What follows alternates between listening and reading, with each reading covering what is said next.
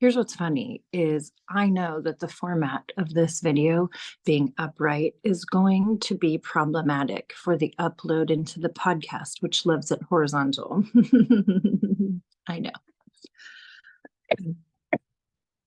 Bless it.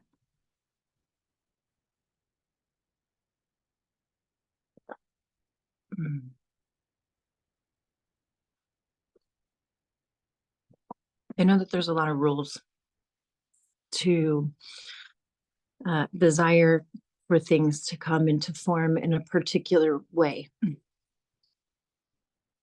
If only that wasn't imagery of the irony of my life, and that things do not always come together in the form through which the rules you have placed for them to come into motion or into activity. That sometimes energy just transforms and it shows up. And the detail work one could get lost in. Oh, the many, many distractions. Oh, the many usurpments. Oh, the many manipulations to have us believe that things need to be a particular way. There just needs to be a particular way because it's so we like it. We're humans. No. There is this authenticity to showing up. And what's interesting in bringing this into form and bringing the podcast into form, which is really just my voice, ka, a whisper making its way across the earth, right? With the tongue of fire. And this transformation that takes place, it's not going to follow all of the rules. I tried. I gave my best human effort through the army crawl, through the death-defying obstacle course up until this point.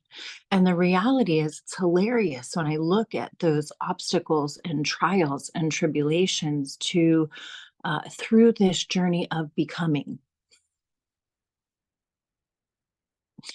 We are all on this journey of becoming, of her blossoming herself out, right? The her that has been sort of shut away and tucked away and put in a corner, and then the her that she needed to come out ravaging and make herself known because I've been put in a corner.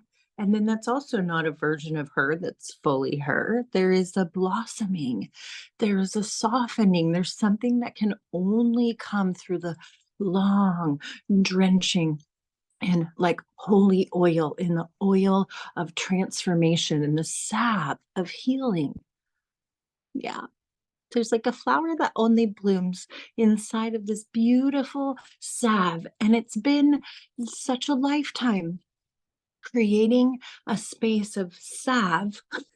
And we're all in this lifetime to create this like really luscious, juicy, amazing, delicious, soft, fruitful, nutritious salve for the world, such that the blossoms can unfold. I'm key in this element. It's why the whole world would have me to be tucked in a tiny little dark corner. And I'm cool with corners. I'm actually so great with dark corners.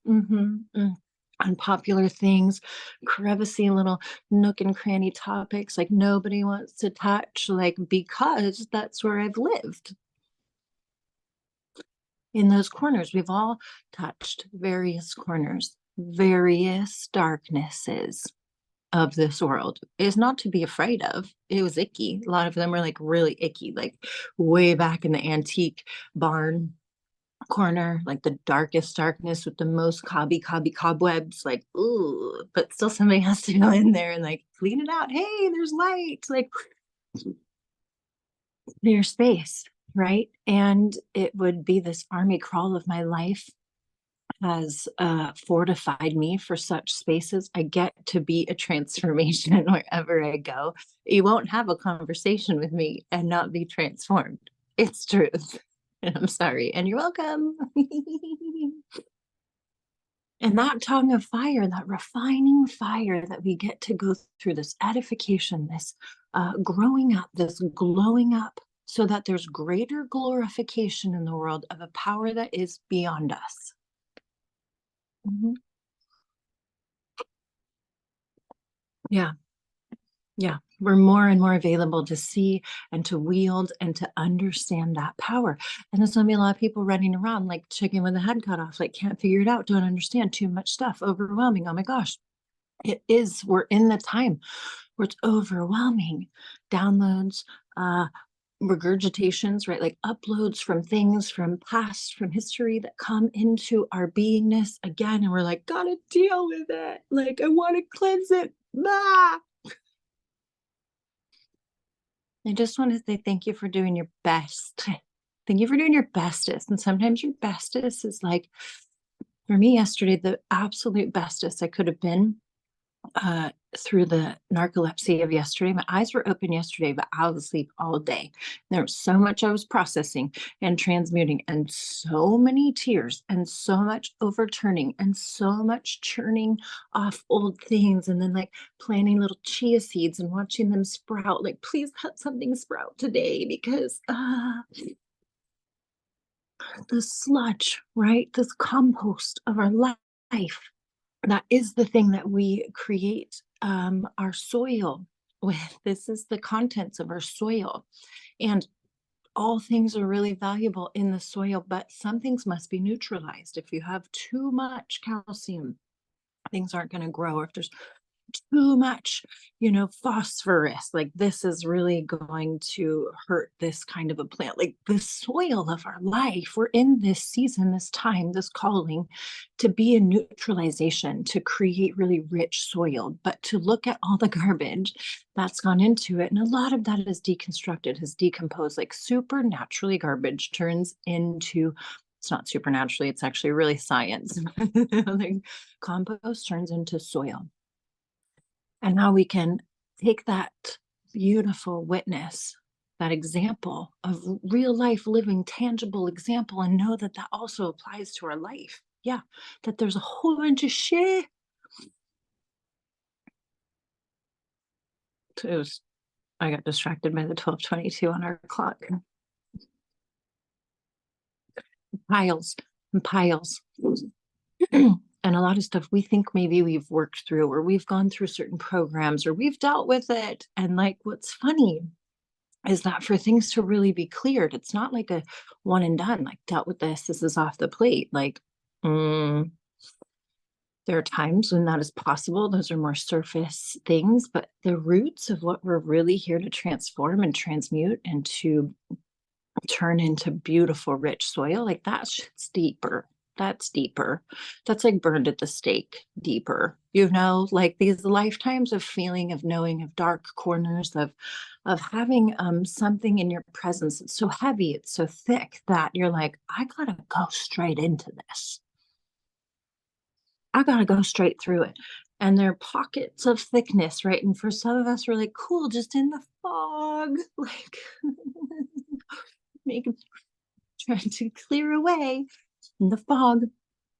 And it comes in this moment, sometimes a supernatural, like lifting of the fog, or the sun peering through the fog, or you see the beautiful trees in the fog and you learn to appreciate. You come to learn to value that time and the potent work that can be done in the fogginess, right? When you're in between, when lines are blurred, right? And we get to not avoid, like, oh, it's scary. I was just thinking yesterday, as a little spider crawling across my floor, and like, we live in the atmosphere, we live in the area where bugs and animals and things, they rule. I'm on their planet. I do have a rule though, if like you come into my house, it's a no thank you. Just like if I go into your house, like you're free to bite me, like it's your space. Anywho, you don't come up here and be squirrely about things like that. You don't get to come up here and be like, oh, spider, ah, and like wreck the whole energy of the house because there's a spider. We live with the nature, right? Just like you don't go into the fog, into the forest, this like, oh my gosh, and you cause disruption for all the animals and the springs and the, your energy like, like pulsates into this really sacred space where like, I'm here to cut through this fog. I'm here to trust the process even when I cannot see, right? and that there will be these glimmering moments that will give me hope, that will bring me hope through this. But also it's thick fog and I never know when it's going to end. It's kind of like Washington here. It starts raining and you're like, is it going to rain for 6 hours or 66 days? Not sure. I'm in the rainforest. Its own sort of cleansing, balancing for the earth, the soil. And it's incredible the frequency and the caliber of the conversations that we get to have now. It's so important that we are weaving our words together, our worlds together, and that we're actually weaving in. Although we acknowledge great darkness, there is so much light, and that light gets to come through me. Not me, like Sarah something, but like as you're in the conversation, you get to acknowledge like the light gets to come through me. I stand for light. And that feels like a really, we know this. We know this is an inside job. You can't fake it anymore. There's always available.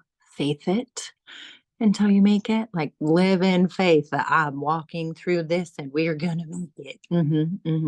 You'll know by cues of alignment. And you'll also know by the things that try to usurp you from a holy journey, from a path that you're supposed to be on. Oftentimes, myself included, all this time in the usurpment, which is also really valuable. So much of our life is learned in what we become usurped by and how our heart is sort of connected to that, and then what our calling is, and then how to decide and decipher, like, what do I untangle from and what do I attach more to? We're in this beautiful sort of morphic dance with eternity playing itself out here right now. And that's neat. And through a choice, the conduit of our vessel, the responsibility that we have here, we get to decide how much light we wield and where it's necessary and important to wield darkness and light. Yeah, darkness isn't scary. I made a post last night after a very long, wow consuming day, which I'll actually upload a separate episode for. Because I am here to tell you about more of the details of my life, more in the transmutation of the actual literal things of my life. And so much of it is wrapped up, wrapped around community. And if there's a space where we could pour some salve, some understanding, some connections, it's really about community. The very thing that we're untangling ourselves from and tying ourselves to, and the dance that we're in here, this morphic dance of creation, has everything to do with community. And that is a many, many, many splendored thing. I could probably do an entire season on community. And as things come here and I just simply sit down to be in the space of moving my voice forward for you, that the messages also come simultaneously, right? And so there can be a space of creation strictly around our resurrection, our connection, and restoration of community. What do you think is going to save us in this time that we are here? I know that there are many who hope for something to just come from the sky and like bring them into a holy space. Like the reality, our lived reality is quit outsourcing the transformation like it's coming someday on a cloud. Yeah. Don't let the heavens sort of be sitting on a shelf. Wait, like, could I just use your vessel? The heavens are like, can I just use your vessel? We got a lot of light to penetrate down there, but you're just like waiting for us to show up. Like, could we show up in you and through you? Could you let light practice you in the world? And for this journey, there is a depth. There is a depth of allowing. There is a depth of receiving. That is the salve. That is the softening. And that is a scary birthing room space. It doesn't need to be scary. Like, I don't mean to apply the word, but there is such a majestic fever through the experience of being birthed and birthing. Like it's active. It's active. It requires, yeah, this surrender. It requires such surrender and a community around you held. That actually creates a frequency, a calibration of the experience and what you go through from that experience. My personal experience through the many births that I've been to is something that I'm going to share on the Shift show. Shit. Holy shit. What a great space for us to come together and to witness what's possible. And then also the many variety, the versions of things that have experienced, that have existed, and the way that that's transforming in the world is beautiful for me to see that there is really these like light orbs coming around children, the birth of children, the support of children, the support of those who are caring for the children.